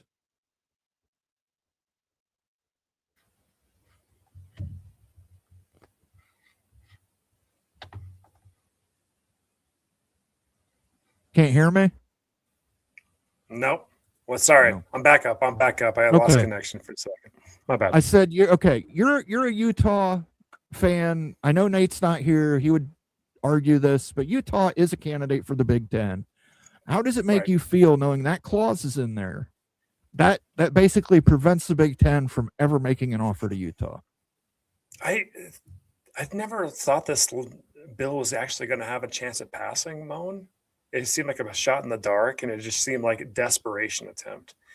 And like at the bottom of it was a desperation attempt just to make sure that we can try to keep this thing together without SEC pulling away. This was a last minute duct tape thing put together, right? So I never truly thought this had a chance of going through. And like some of the language in it is wonky and everything. So I was never really taking this thing too seriously.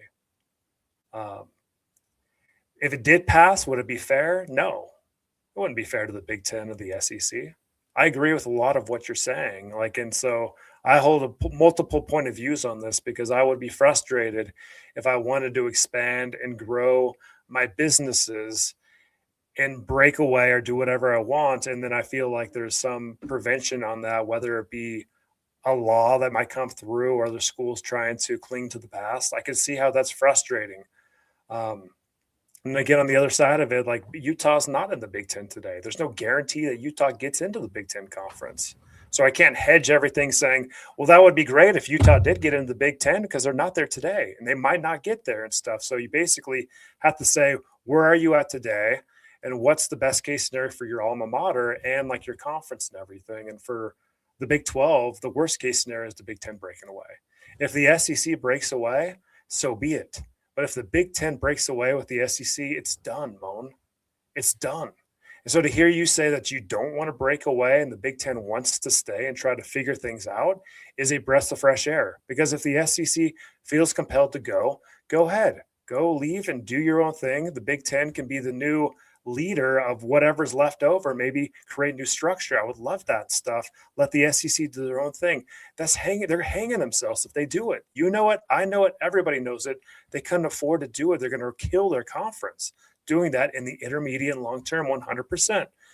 So I can see all sides of these arguments and everything. I've got more bias because I'm a Ute fan. I just want to see my Utes be okay. And frankly, there's a lot of good folks in the Big 12 conference that like I've got to know over the years and stuff. And I don't want to see them screwed either, man. If Utah happened to get into the Big 10, because that's a screw job for whoever gets left behind. I would love to see them still thrive and everything, just like Utah if Utah doesn't make the jump. And so I would love to figure out how to work together to make sure not everybody's going in their little silos and their little leagues. That's my point of view on it. Okay. Now let me ask you another question, follow up. Yeah. I mentioned it earlier. I mentioned it to Nate, and he kind of scoffed it off. If this bill passes, that clause allows the Big 12 and the ACC to poach each other. It does. There's no punishment for the Big 12 poaching an ACC school or the ACC poaching a Big 12 school. And the way these leagues are going, somebody's going to get poached. Right. And right now, the ACC has a little bit more on the money side than the Big 12 does. Now, granted, the Big 12's media revenue comes back up for discussion in 2030, I believe. Right. So they will have an opportunity there. But what is stopping? I don't understand why the Big 10 and the SEC are villains in expansion. And let me frame this out for you. Okay. And I've put this on a YouTube reply, and then of course I'm wrong, and I'm wrong all the time. It doesn't bother me. I've never won an argument in my life. Join the crowd, my friend. It's a situation where, everybody has poached somebody and killed a conference. The ACC killed the Big East. The Big 12 effectively killed the Southwestern Conference. Right. The SEC tried to kill the Big 12 when they took Oklahoma and Texas. The Big 10 and the Big 12 both killed the Pac-12. I think, yes, USC and UCLA left first, but then the Big 12 did coax Colorado to jump before those other three schools came, before the other four corners came. And then the Big 10 took Oregon and Washington. I get maybe it's recency bias. Maybe it's just easier to paint the Big 10 and the SEC as the villains here. But if they poach the ACC, if they poach the Big 12, they're just poaching a poacher. We've all got blood on our hands. It's not just one or two conferences that have led us here. And I'm going to talk about it in my members only video tomorrow about what Notre Dame's part in this is, because I think Notre Dame has played a very large part in this. But I mean, why was it necessary to put that clause in there? You're talking, so just so we're on the same page with the community, I remember in the bill, there's like $1 billion base, right? Is that what you're speaking of? For just 2025. So it exempts everybody else. Like if the Big 12 makes $1 billion in 2029, they're exempt from it still because the bill specifically says tax revenue recorded in 2025. It's ridiculous, Mom. It's ridiculous. And it's desperate. It makes no sense. This bill made no sense. That's why it's dead. And frankly, any kind of college sports regulation that's tried to go through the last 5 years has just been dead. Like, it's just like, what's the whole freaking point of that, right? And I get, like, that's one of the reasons why you say we break away and do our own thing and create structure, because the government would not do anything, right? Can't get anything through. But that makes no sense, just to have like an arbitrary number that two conferences would create, like would be in that realm. The funny thing is, if the Big 12, I guess like you're telling me it's a 1 year cap, it's not a perpetual cap. It's 1 not. year, right? It's just for the fiscal year 2025. I mean, like it's ridiculous. It's ridiculous. It makes no sense. And it really is putting the screws to like the Big 10 and SEC. There's no doubt about it. And so I'm totally with you. I see it the same way. Right. This has been a cycle of consolidation for, like I said, the Big 8 gobbled up the SWC to make the Big 12. The ACC gobbled up parts of the Big East to make the new ACC. This consolidation has been happening for a long time. I think it's ridiculous to paint the Big 10 and the SEC as the only villains in this. Everybody has played their part. Everybody has poached. And there have been conferences that have been basically knocked out of power consideration because, heck, the Pac-12 just poached the Mountain West Conference. Mm-hmm. They just literally gutted them, and the Mountain West Conference had to scramble to stay afloat. But, you don't hear people talking about the Pac-12 and how dare the Pac-12 poach. People say, well, the Pac-12 had to poach because they were poached. Well, it's really not about the poaching. Like, it's more about like the breakaway. That's the fear, right? Because then like you're creating mass relegation. Well, I don't have a problem. I don't have a problem with them saying the Big 10 and SEC can't form a single conference. I have no problem with that. But when you put in there, right? Yeah, I could totally understand, and I agree with that. But when you put in there a single institution's media rights, you're basically saying you can't expand and do anything that might damage the media rights of the ACC or the Big 12. So if the Big 10 tomorrow said, we want Florida State and Miami, if this law was passed, they would immediately lose antitrust protection. and they could be sued by the ACC. That's it. You're crushing the free market. The free market. Why are we punishing people for being successful is my point. We should applaud people for being successful in America. Why are we punishing them?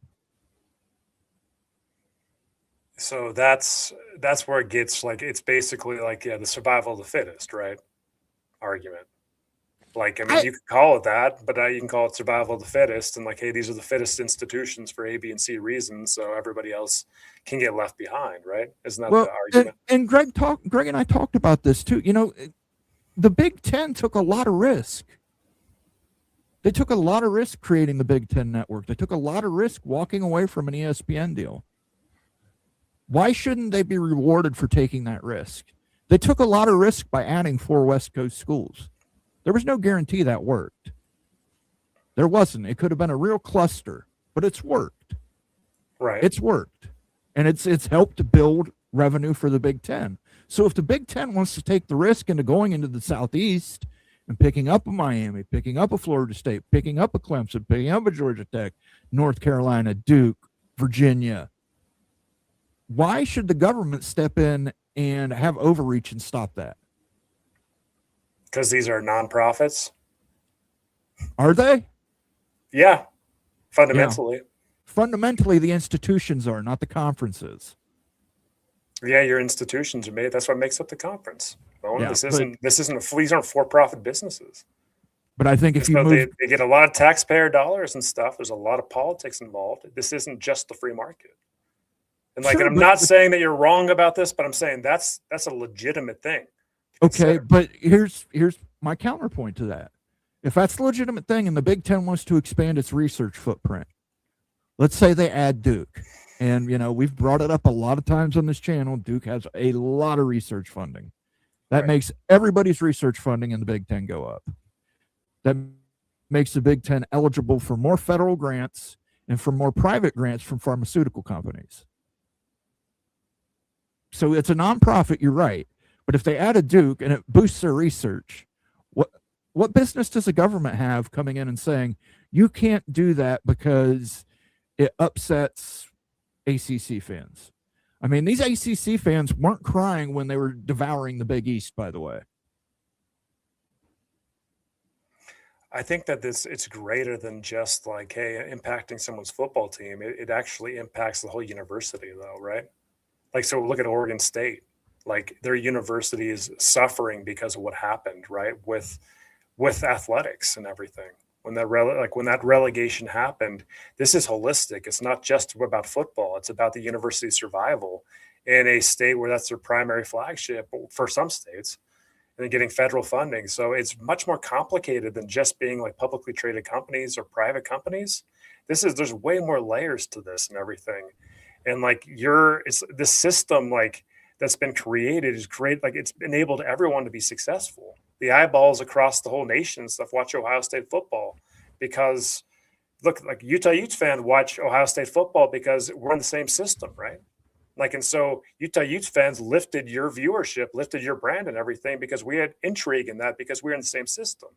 When you get out of the system and you have multiple systems, it hurts and leaves massive collateral damage for everybody that's not involved in that system too. So there are repercussions that are really hairy. That's just not as simple as saying this is just the free market. These are publicly traded companies and survival of the fittest. It's more complicated than that, obviously, with the legal lawsuits coming and stuff. So it's not just as simple as saying, look, we're stronger, so we're going to leave you to maximize our money. Like, there's more to it than that. And like, you're seeing that. Yeah, I don't know if Oregon State is that upset by it. Why did they go and gut the Mountain West? Yeah, you know what I mean? You can't be a pimp and a prostitute too. It doesn't work. You can't say I'm a victim and then go try and kill the Mountain West by taking 6 of their schools after you contractually agreed on a poaching fee and then wanted to sue. I mean, they've settled now. They've settled, but they contractually agreed to it and said, this is what we'll pay if we poach your schools. And then they said, we don't want to pay that. So it's hard for me to find sympathy. It's hard for me to find sympathy for Oregon State and Washington State after what they did to the Mountain West. Okay. I mean, somebody's responsible for that. And as the leaders of the sport, the Big Ten, so supposed leaders and stuff, it's pretty poor leadership. Well, you know who's I think. responsible for it is USC and UCLA. They wanted to come to the Big Ten. They asked to come. And if the Big Ten had told them no, they were going to go to the Southeastern Conference. What's the Big Ten supposed to do at that point? I mean, the Big Ten had a choice. We all have choices, Moan, and that's what happened, right? I 100% agree with you. We all have choices. So why are we having a piece of legislation that takes a choice away from the Big Ten and the SEC in any particular candidate they want to expand with? Because I was desperate. I was stupid. Yeah, I mean, like I said, I never had a chance. And how many really Big 12 folks or other folks really thought that was going to go through? I don't really know anyone. It was inevitable. What's frustrating about it for me, Moan, is that came up, and now that's the excuse to break away. But that momentum had already been happening. It was inevitable, and it's just trying to put up some resistance against that. You have to understand that, right? The SEC had made this decision long before that. I understand.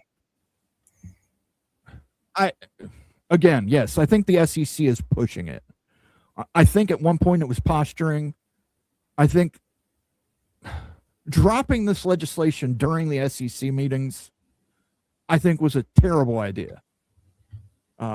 Absolutely terrible, because now you've got all these administrators, you've got all these ADs, you've got all these coaches sitting around being told, and I know Greg Sankey, Saint Sankey, has come out and said, oh, we're already a super league with 16 teams, and we wish everybody would stay where they are. Right. If that was the case, Greg, stop talking to North Carolina, because you're still talking to North Carolina. Right.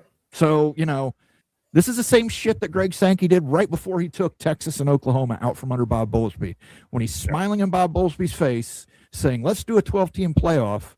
By the way, I just backdoored Oklahoma and Texas out of you. Now I've ensured that I'm going to get the most spots in the college football playoff because I've got two of the most valuable brands. Greg Sankey, if anybody trusts Greg Sankey, they trust him at their own peril. Him saying that he wants everybody to stay where they're at is a lie. He wants he wants in North Carolina. He wants in the state of Virginia. If it makes more money for the SEC, he will take Clemson and Florida State. He will do whatever is best for the SEC. And he is the SEC commissioner. I applaud him for that. That is what he is supposed to do. Yeah. But don't put a halo over your head while you do it. I'm with you. Absolutely.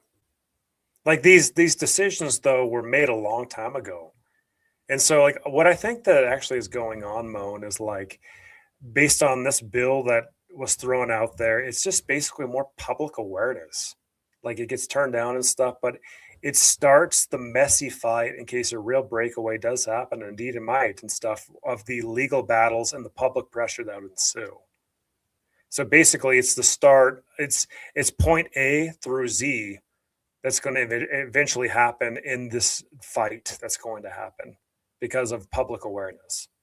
And there's always lawsuits and everything. If there's a breakaway, just imagine how political that gets and how much public backlash that gets and everything. It's going to be an ugly, long fight. And this was basically the first step, A through Z of it. And so I think that's more the purpose of it, just to get the awareness out there. No, we're not going to just go down and take this thing, right? For better or worse. That's how I see it. There's a difference between standing up for yourself and shooting yourself in the foot, though. Yeah. And I think this bill shoots yourself in the foot. And I hope Cody Campbell's happy, because he has just pushed the SEC that much closer to breaking away, which is going to push the Big Ten that much closer to breaking away. And neither one of these conferences is going away empty-handed. It may be that they give invites to schools. You can join us in 2030, and we'll figure it out. But these guys aren't going away empty-handed. The Big Ten wants to be a national conference, especially if they break away. They need new markets. They need to be in the Southeast. They need more schools out West. They're going to do that. I don't think it was a good idea. that is a very bad clause to put in the contract, as far as I'm concerned. I'm with you. I really wish it never would have happened, and no chance and everything. I understand why it happened, but it's stupid. Yes, and It's Ted like a publicity stunt.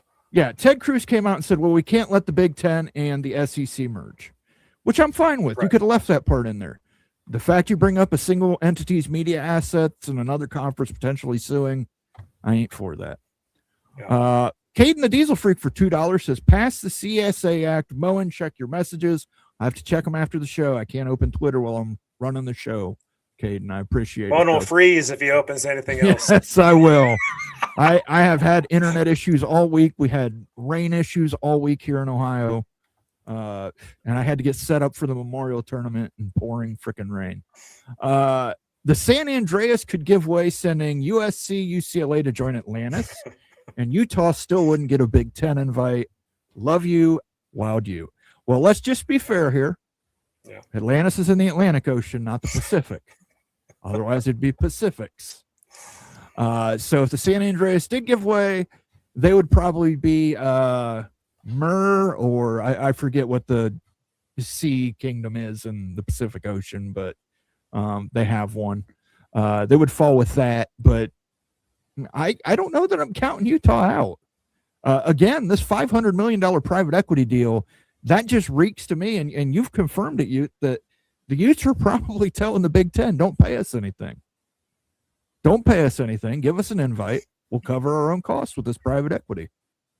Yeah. And based on what we already talked about, like Utah's athletic department's in a jam, right? They're nuking losses and stuff and covering those with cash. And there's a super chat that Becky's got and stuff that I saw in there that she made mention that Utah is going to have layoffs in the athletic department. I hadn't heard that. They must be brand new and stuff. So, I mean, Utah has to figure out how to balance the budget and thrive in this current state, just like Louisville, just like Virginia Tech, just like Oklahoma State and everybody. And even like, your Power 2 teams, the same thing's going on. Like, I mean, this revenue share was such a jar and stuff when you're paying 21 million more in cost than you ever did before. You just don't have the money for it, man. Just think about that. Like if you're getting $31 million in media rights from your media rights deal, what's your primary money maker outside of your tickets, and you've got to spend almost the whole thing on just the players, man, that's not a business that works anymore. It's just not. The current iteration of college football, unless you get a lot more media money, is not sustainable for that reason. It just doesn't work financially. Thank you for the super chat, MBM. Thank you. Yep. Kenneth Maynor, the ECU Pirate, Florida Gator. I'm all for freezing all the Power 4 conferences from expanding. Make it fair to all four. No one really wants G6 schools anyway, unless they lose schools. Kenneth, here's where I'm going to disagree with you at. It's not fair to the teams that have an opportunity to move up to the Big Ten and SEC. Clemson and Florida State wanted out of the ACC. The ACC did a terrible media deal. And I understand Florida State and Clemson accepted it. They signed on the dotted line. But that deal, once the Big Ten and the SEC sign their media, that media deal is going to continue to be in effect when the Big 12 goes up to renegotiate. The Big 12 is probably going to get a better media deal than the ACC. So those schools, we've talked about it several times, the revenue gap those schools are facing. I just fundamentally disagree. It's not fair to the Big Ten and SEC. It's not fair to any candidates. I don't think it's fair to anybody. But thank you for the super chat, Kenneth.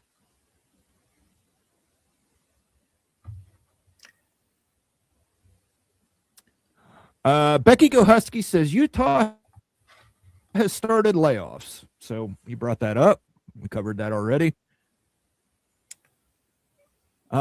Sankey has never thrown a punch in his life. I think we can all agree. He's never been punched in the mouth before. I can say that. You don't think Sankey's ever been punched in the mouth? No. If you've been punched in the mouth before, you don't act like the arrogant asshole that Greg Sankey is. Just the sheer audacity to say the SEC is the best football conference in America. You ain't even played in the national championship game the last 3 seasons. let alone win one. You ain't played in one. How are you telling me you're the best? And he wants to take shots at BYU and the Big 12 and a 4-loss SEC team's better than a 1-loss Big 12 team? It's wild what's going on in the SEC right now. The SEC seems like they're kind of losing their mind a little bit, losing their composure, losing their mind. They seem kind of desperate as well. I realize they've got mega brands and they're going to be fine as long as they don't break away and do their own thing, because that really, in my view, from a business perspective, is going to fail hard. And if you think that the Big Ten's already overtaken the SEC, oh my goodness, wait for 5 years after a breakaway from the SEC only and see what happens. Yeah, and that's insane. What I mean. And that's what I'm saying. If the Big Ten decides, hey, we're going to go, we're taking Duke, we're taking Miami, we're taking Georgia Tech, and we're taking Virginia, we're getting in the Southeast, and we're going to take Kansas and Utah and Cal in the West. And then maybe Notre Dame will finally join the Big Ten conference. I don't know, but I mean, if the Big Ten is really intent on making a national conference, they've actually built the infrastructure to do it. 100%. And you've got fan bases nationwide, and like you've got partners nationwide, like you're in so many different markets. That's just not going to go well if you're just concentrated in one part of the country and you have no more linkage in a playoff or bowl games with anybody else. I'm telling you, like I talked to like 12, 13, 14 people this week about this whole situation, all diehard college football fans. And they said like, hey, if there's a breakaway, that's that. And like, honestly, if there's a breakaway and my school gets left out, they're just done. And if you break away and you want to be your own thing, then we're done with you. People that aren't in those markets don't care anymore. This is the breaking point where people are almost just like, I'm done. I'm not going to watch it. Even the most diehard. And Mona, I'm serious about this. If the Utes get left out and stuff, and there really is true breakaways and everything, and Utes get relegated into some insignificant status, I'm done with college football. I'm done. I'm going to watch football and forget college football, any college football. I can't take it anymore. That's me. I'm a psycho. But here's the thing, the CFP contract is still out there. They can't break that CFP contract until now. They can expand, but they can't actually get out of it. It's there. So even if these schools, even if the Big Ten breaks away, the SEC breaks away, they still have to take part in the college football playoff. The Big 12 still gets to take part in the college football playoff. The ACC still gets to take part in the college football playoff. Notre Dame's special snowflake status means they get to take part in the college football playoff. All they have to do is be ranked 12. So, I mean, it's not like I see where you're coming from. Yes, they would be less profitable leagues, less desirable leagues for recruits. If the Big Ten and the SEC broke away, the Big 12 and the ACC would suffer probably. But I don't know that it would eliminate. Probably? How big would the suffering be? Like, that's my point, though. But that's my point, though. If you've still got a chance at the college football playoff, I mean, people are still going to be who aren't in that market interested in Big 12 games. Like, I'm not in the Big 12 market, but I watch Big 12 games that I think have impact or importance in the college football playoff race. Like, I watched, Utah and BYU last year, and I'll watch Houston, Texas Tech early this year. I mean, I don't think it eliminates. I don't think it eliminates as much of the market share as you think it might eliminate. Well, think about it this way. Roughly 70% of all college football eyeballs have linkages, have fan associations with Power 2 teams. Okay. 70%, rough, like estimate. Like, so if you in right now in the system, you're getting 100% of those eyeballs from everyone because you've got the playoff, you've got interconference games and everything. So 100% of those eyeballs, even not concentrated in the P2, are watching those games like on ABC and stuff. People love college football. They want to be associated. And they're in the system, right?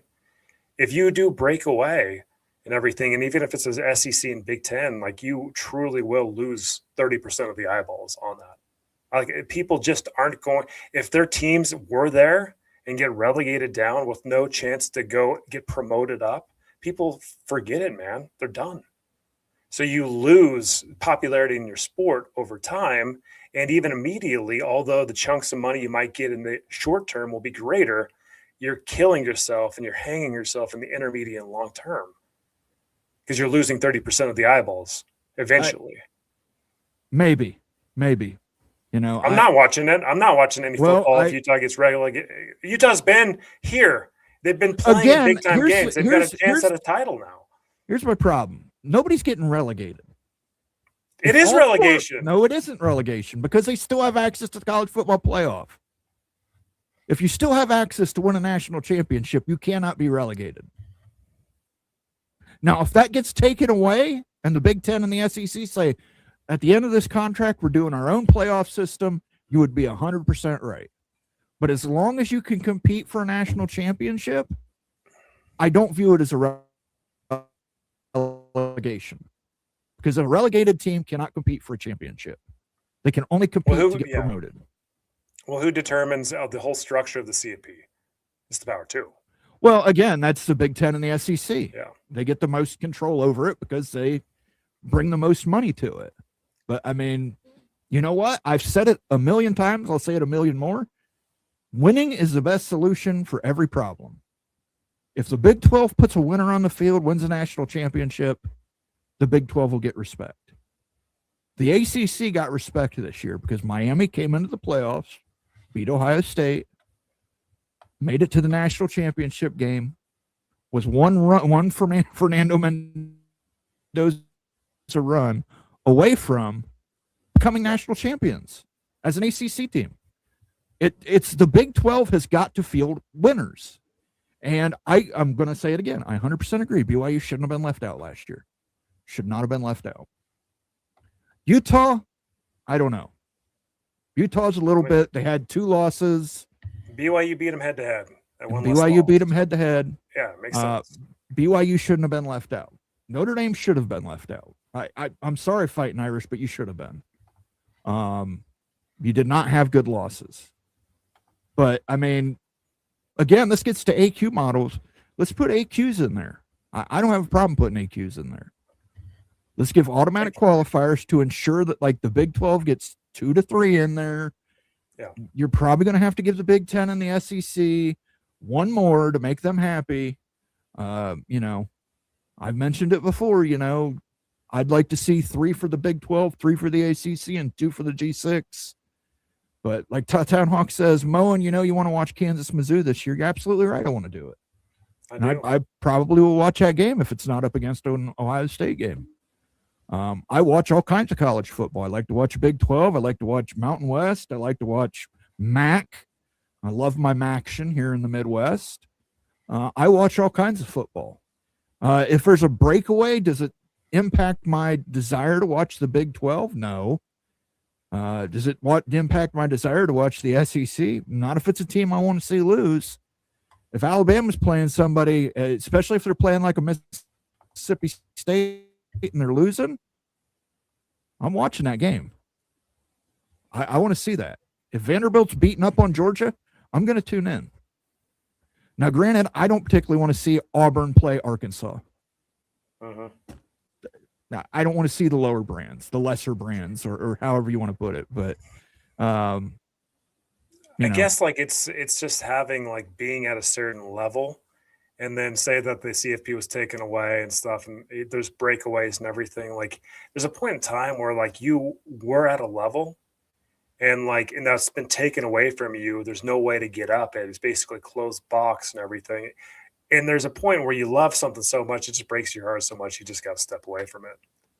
And that's where I think a lot of college football fans would be. That's where I'd be.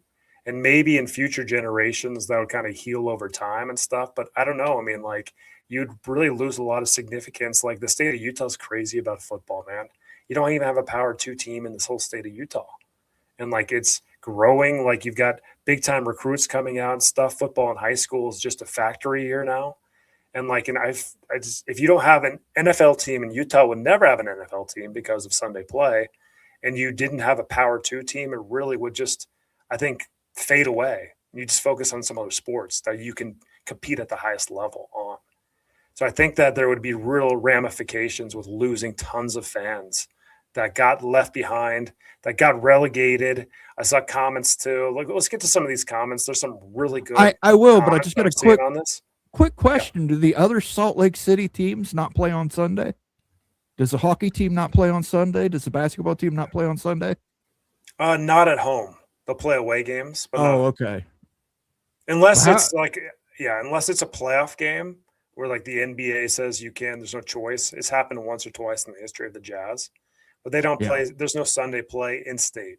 Has to be out of state with the teams, the pro teams. Okay. Vox Quindaro says, for what it's worth, I'll stop watching this program immediately. Why does Moen think I'll watch Bama versus Florida or Ohio State versus UCLA? Again, I'm not saying that everybody will, but I'm saying there's a large section of America that will. There are casual college football fans who all they know is brands, all they know are names, and they will tune into that. Hardcore college football fans, you're probably right. If you're a hardcore Big 12 guy, you were a Big 8 guy, you will probably, if Kansas does not go to the Big 10, you would probably stop watching. I don't just doubt a that for caveat second. too. Yeah. Yeah. And like you asked about the Utah play. So like the pro teams I'm speaking of, that's the BYU doesn't play on Sundays in any sports. The Utes, they play on Sundays though. They even have home games in the pack and everything. So it's just how the state's a little bit different culturally and everything, right? Yeah, I would say Utah is going to have to. If Utah does. If Utah made the Big Ten, you're going to have that late night window that Utah's playing in at some point. It's not relegation if it's permanent. It's more than that, more like a death penalty. I mean, this is real right here. And like, this is how people truly feel about it. It's not just relegation. You're giving the death penalty to programs that are proud programs, that are power programs, that have been at the top level of the sport for a long time. And so that's why that's the feel, right? From like the Big 12 perspective, the ACC perspective is like, you're getting the death penalty if there's a breakaway and stuff, and you feel it kind of slipping, and you feel like you need to do whatever it takes to try to rein it in because you feel out of control. Like serious, like just that's the mentality right now, Moan. And like from the Big 12 ACC side, like, and from the Big 10 side, it's very different. But I'm just trying to communicate exactly where the headspace is at for a lot of people, including myself. Absolutely. You're welcome to have that conversation and have those feelings. But again, as long as nobody gets locked out of a college football playoff opportunity, that's my point. I think Texas Tech should have the right to play for a college football championship. I think Utah, BYU, Oklahoma State, Arizona State with Kenny Dillingham, he's doing great things there. There's a lot of Big 12 teams that could win a national championship, but I think they got to show up. And so far, Arizona State, congratulations. I think Arizona State should have won that game against Texas. We'll all argue about what is and isn't targeting until the end of time, but you got to show up and perform. I think Texas Tech did the conference no favors last year by laying a goose egg. No, perception's reality. Moen, it's on a Friday night, and you guys didn't complain about it? Oh, man. Moen is on it on this Friday night, too. Kansas didn't complain about a Friday night game, but Arkansas, they did complain. Now, wait, what do you think of the Arkansas take? I think, listen, everybody has to play games they don't want to play. Right. It's everybody in the Big Ten has to play at least one Big Ten network game. Everybody in the Big Ten is an option for Peacock. That's part of the deal with media. You sign the media rights package, you got to do what they tell you to do. Yeah. Vox Quindaro says, take your AQs and shove them. The cash gap for talent will be bigger and deeper than the Grand Canyon. again, if there's nobody regulating NIL, there's nothing stopping these boosters. Look at Cody Campbell. Texas Tech has one of the most expensive rosters in all of college football. Nobody's stopping boosters from putting together these super teams. The only thing that's stopping these super teams, well, the only thing that's stopping these super teams are quarterbacks betting on their own team. Oh my gosh. Mo, and the Big 12 signing the participation agreement for the CSC might be a change, though. I think that's a good. I think it's structure. I think that's a good first step. I think it's very good that, you know, everybody is saying the right things in the Big 12. And this is something I talked with Nate about before the show. And I know I won't harp on Comrade Cody for too much longer, but Cody Campbell just needs to shut up. He really does need to just shut his mouth and let Brett Yormark run the Big 12. Because right now we've got Brett Yormark, who is the Big 12 commissioner, and Cody Campbell acting like the de facto Big 12 commissioner. Yeah, I'm with you. It's not doing the Big 12 any favors. It's like all the goodwill that Yormark puts out there with his, like, you know, with his strong leadership, typically, right? Like, I mean, he's not been right about everything, but like he's smooth and everything else. And Cody Campbell kind of just shoot BBs, you know, at the perception of the Big 12 and stuff. Oh, man.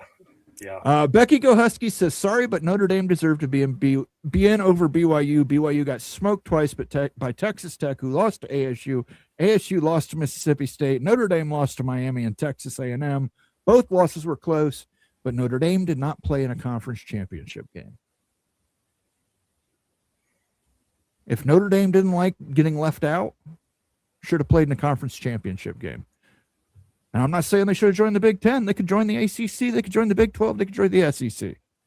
When they play in a conference championship game, then I will say that they can be considered in. BYU played one more game than Notre Dame did last year. Even if it was a loss, yeah, they played. Before the Big 12 championship game, BYU was already out. I mean, like, you look at the conversation, look at ESPN, wasn't even including them in graphics or even speaking of them. They were 11-1. And so in my view, like, that told me the whole story. Even if they would have won the Big 12 championship, I guess you're in because you're the Big 12 champ. That was the only way they were going to get in. But like, if BYU wasn't in a title game and they went 11-1, they would have been out. Yeah. Yeah, I know. I'm not saying that's, again, that's why I think you need to put AQ. This is why I think you need AQs in there. And the SEC is going to fight you tooth and nail because they believe the SEC is the best in metrics, and we don't understand the metrics. You know, we were the best when we could pay people under the table. We were the best conference, and we don't understand why we're not considered the best conference anymore. Look at the bowl games. How did the Big Ten compete against the SEC in the bowl games last year? 2 years ago. Pretty clear. Yeah, right? 2 years ago, Alabama deserved to be in the playoff. Alabama lost to a 500 Michigan team. Missing a bunch of starters on the Michigan side. I'm sorry for the SEC. You're not the best conference in football anymore. You're not. No. So the Big Ten has one on the field, has the booster support, and has a national footprint with big brands. I just don't understand, given all that, like, why the SEC would think it's a good idea to try to break away. Like, why? What's in it for the SEC? What are they thinking? Is it going to be like the big win out of this? Is it just a bluff? Like, what do they really do? Do they really think that's going to work? I'm sure their lawyers have I'm sure they've war gamed this out. I'm sure they've figured the hit they're going to take. You got to remember, ESPN paid SEC more for 9 conference games. Do they pay them more for 10? Does that money make up for losing eyeballs? Or, it's still the most viewed conference in college football. It is. It gets the most eyeballs. Right. Not the same demographics as the Big Ten. The Big Ten's got a little bit better demographics, but SEC still gets the most eyeballs. So maybe they're thinking, I don't Let me know what ask you they're this thinking. question. If they broke Yeah. away truly and the Big Ten didn't, and they did their own championship and the SEC champion is their national champion, let's just say that's really what happened. Would you even watch that, Moen? That's not going to be a national championship. Well, yeah. Again, Like, this you is get this, the point. Would you even watch it? I probably would watch it, but again, I'm a sicko for college football. I'll Yeah. watch college football from noon till 3 a.m. So I mean, it doesn't, I'll watch Hawaii games. It doesn't really impact me that much. But they're not going to be considered a national champion. They're going to be a paper champion because everybody's going to say you didn't beat. Because listen, Clemson and Florida State and Miami are still all in the ACC. They're all still viable to compete for a national championship. Georgia Tech has taken some leaps in the ACC as well. Tony Elliott at Virginia has taken leaps. Virginia Tech just signed James Franklin, who's a hell of a coach. Let's just say it stopped James Franklin from getting in the playoffs and making a run for it. And then you got the Big 12. You got Texas Tech, BYU, Utah, Oklahoma State, TCU. You've got all these great teams there that could make a run in the playoffs. So if the Big Ten doesn't break away and says, let's do our name, if they want to be a national champion, fine, we're going to do it on the field. Is the Big Ten probably going to win most of those matchups? Probably. Mm-hmm. Are they going to win all of them? No. To me, it makes no sense on any level because right now the Big Ten has better booster support, more capacity to pay NIL in the current environment. So if the SEC breaks away, they do their own thing in their own bubble, have an SEC champion, which is their national champion. Like, in theory, based on the current dynamics, the Big Ten has more bags anyway. It's like you're not playing by the SEC rules. Just pay players more and bring them over to your conference. It's just creating like a AAA type of professional environment. To me, it's a horrible idea, man. Like, it really is. Yeah, I think it's a bad idea. Again, I'm not for it, but I just don't know why people. I get standing up for yourself. You don't need to antagonize things. Stop antagonizing the situation. Stop it. It's hard to come together when you've got people out there putting very divisive language into bills and making very divisive statements on Twitter, to media, et cetera, et cetera. It doesn't help anything. The only thing it helps is that person's ego. And he does not care about the Big 12. He cares about himself and his alma mater.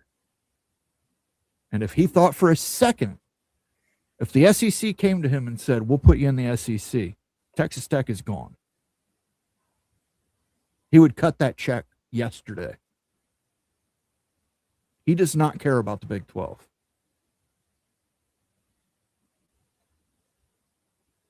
He doesn't. All right, we're going to get ready to take off here. Do you have, I'm sorry I couldn't get to more comments. We will be live, myself and Rock, on Sunday. Check us out there. We will get to more comments there. Obviously, it's just we got in a little bit of a heated debate here between myself and you, but that's always a good thing. Good to get different viewpoints out there for everybody to take a look at. And we love having your viewpoints as well. And I want to thank everybody who's super chatted and gave a membership tonight. Appreciate all that. I won't shout you out. We shouted you out a little earlier, so I don't want to take up too much time. But do you have any closing statements you would like to make? I'm happy the bill didn't pass because it was a cluster.